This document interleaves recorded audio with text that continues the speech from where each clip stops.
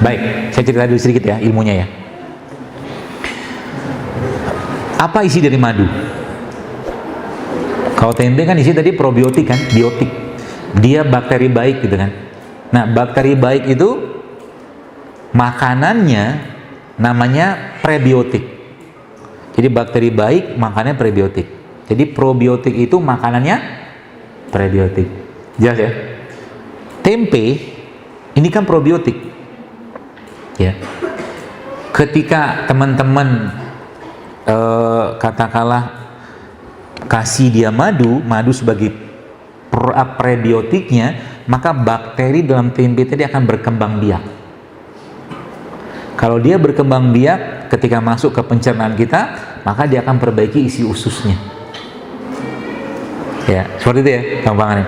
Atau juga mungkin teman-teman bisa pakai ini. Sumber prebiotik yang paling baik. Jadi saya saya pengen pesan kepada Anda, mari jadi pemuda atau akhwat atau ikhwan rimpang, rempah dan kurma. Ya, jadi tiap hari itu Anda mengkonsumsi makanan-makanan sehat gitu loh. Ya, sekarang jadi tempe nih setahu saya jenis bakterinya bukan bakteri yang kuat tahan panas. Nanti coba tanya ahlinya. Ya. Jadi kalau kita makan tempe goreng itu sebenarnya sudah banyak yang berkurang. Makan mungkin feeling saya sudah habis tuh bakteri mati. Sedangkan dia kan probiotik gitu kan, bakteri kan, gitu. Jadi semakin banyak probiotiknya, semakin banyak prebiotiknya yang masuk ke badan kita, nih saya kasih solusinya aja. Akan semakin sehat banget. Itu sebabnya dalam hari-hari teman-teman sekalian, saya pesan aja 4 hal ini yang Anda coba masukin dalam list makanan. Ya. Yang pertama apa? Madu. Ya. Madu yang bagus, madu yang asli itu mana? Jawaban saya madu yang jelas sanadnya, madu yang jelas perawinya, madu yang jelas matannya. Yang belajar hadis paham. Yang nggak paham diam aja. Madu yang jelas sanadnya, ngambil dari mana? Rawinya siapa yang mengambilnya? Matannya bagaimana kandungannya itu loh. Ya. Yang pertama madu, yang kedua apa? Jangan lepas ini. Kurma. Ya, tidak hanya Ramadan, daripada Anda beli gorengan tiap hari, lebih Anda makan kurma. Jelas jauh lebih berkualitas. Ya, jadi seperti itu. Yang ketiga apa? Yang ketiga ya. Rempah. Apapun bentuknya. Ya, rempah itu contohnya apa sih?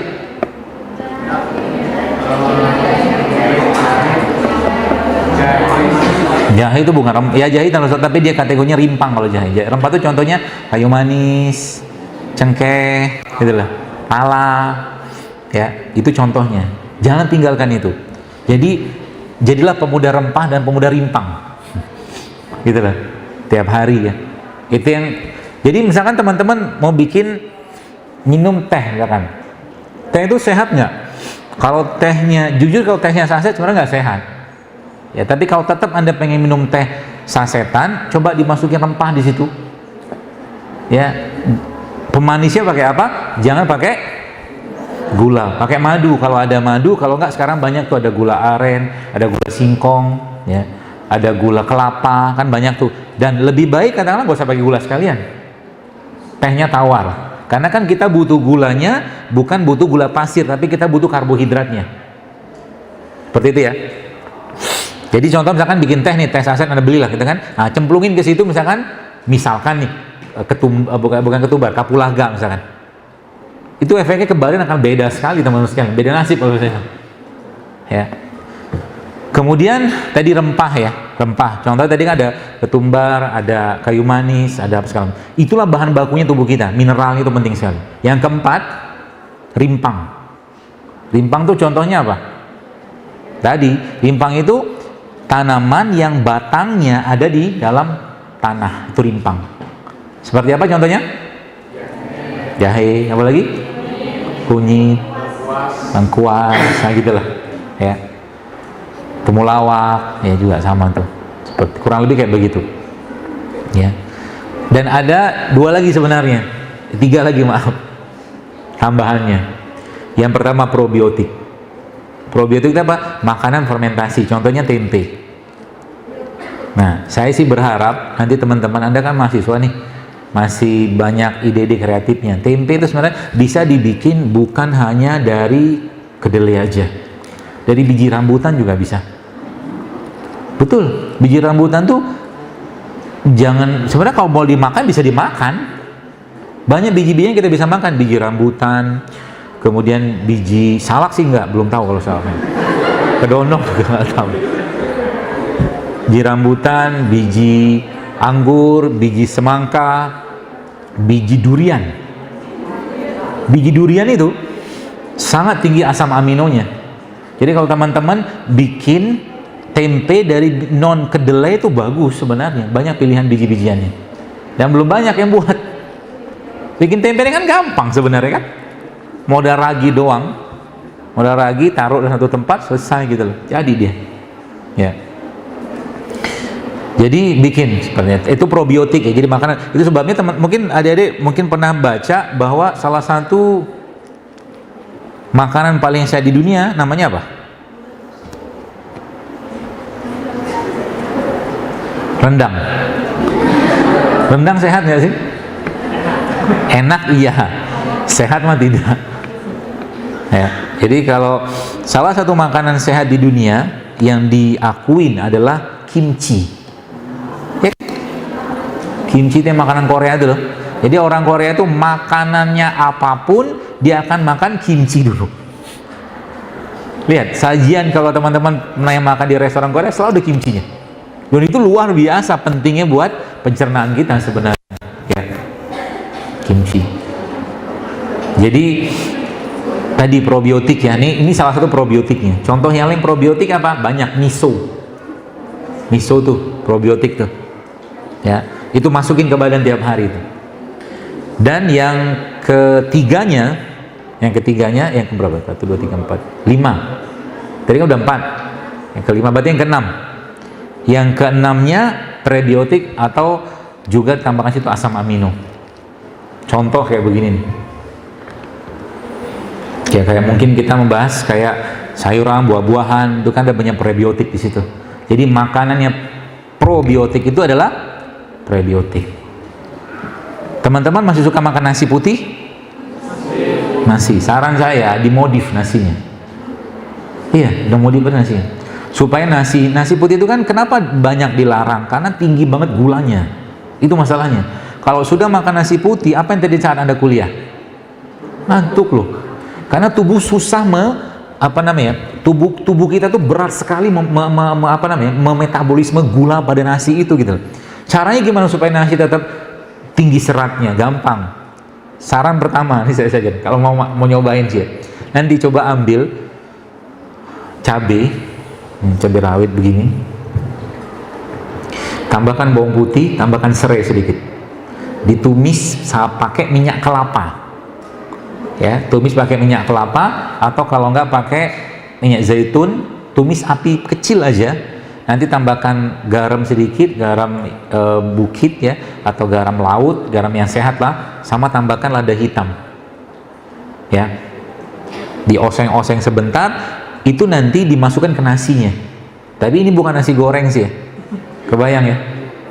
Jadi bukan nasi goreng, tapi ini dalam rangka ngasih serat dan mineral penting ke nasinya tadi, sehingga nanti nasinya tidak terlalu berat untuk dicerna badan kita. Kebayang ya? Itu yang pertama. Atau yang kedua, Anda bisa pakai pola ini. Nanti bikin sambal. Sambal apa isinya? Iya, ada cobekan tapi nggak tahu buat apa. Isi sambalnya nanti cabai rawit, kurma sama bawang putih sama garam. Jadi karena judulnya kita sudah mulai berpisah sama gula pasir, maka teman-teman bisa ganti pemanisnya pakai kurma. Gitulah. Diulek-ulek sebentar, lalu ini tempenya Anda hancur-hancurin, masukin ke nasinya, maka nasi Anda full serat, full protein, full probiotik. Kebayang ya? Kalau mau sedikit ada sensasi manis-manisnya, suwir-suwirin kurma di situ. Aneh tapi enaknya minta ampun. Saya udah pernah nyobain misalnya. Ya, seperti itu. Lalu jam 2:30 ya. Terakhir, tadi kan ada prebiotik kan? Jadikan mereka-mereka ini teman harian Anda. camilannya. Ya, teman-teman lihat, ini kan ada apa tuh namanya, manggis ya. Manggis ini kalau kita lihat dalamnya isinya kan ada buahnya sama bijinya. Selalu Allah begini, rata-rata umumnya buah-buahan Allah bikin kayak begitu, ada bijinya di situ. Dan bijinya ini umumnya sebagian besar kandungan gizinya sangat tinggi. Jadi kalau makan manggis, sering saya sampaikan, makan sama bijinya. Bahkan kalau teman-teman mau blender manggis ini, blender sama bijinya, nggak pahit insya Allah. Lalu nyobain. Dijadikan penganan kita tiap hari. Sekalian, teman-teman, mungkin apa yang saya sampaikan ini sederhana, tapi Anda kerjakan rutin setiap hari kayak begini, Anda sedang mempersiapkan peradaban yang sehat. Beneran. Karena kita sekarang ngelihat, saya agak was-was dengan begitu berlimpahnya kedai-kedai minuman di mana-mana yang isinya gula. Saya agak, nanti ya, nauzubillah min zalik, semoga tidak, kita akan mudah mendapatkan orang-orang Indonesia yang 15 tahun, nauzubillah min zalik, 20 tahun sudah kena diabetes. Artinya kalau Anda nggak cegah mulai sekarang, wassalam kita. Apalagi generasi autoimun. Terlalu dikit-dikit obat-obat, sedikit-dikit obat. Bukan nggak boleh makan obat, boleh, tapi proporsional gitu loh. Ya, ada lagi batuk pilek, ambil cengkeh, ambil jahe, ambil kayu manis misalkan, atau ambil kapulaga, itu juga obat pilek gitu loh. Tinggal keprek, datang ke pasar, beli, modal goceng juga dapat. Yang gitu ya, simple sebenarnya.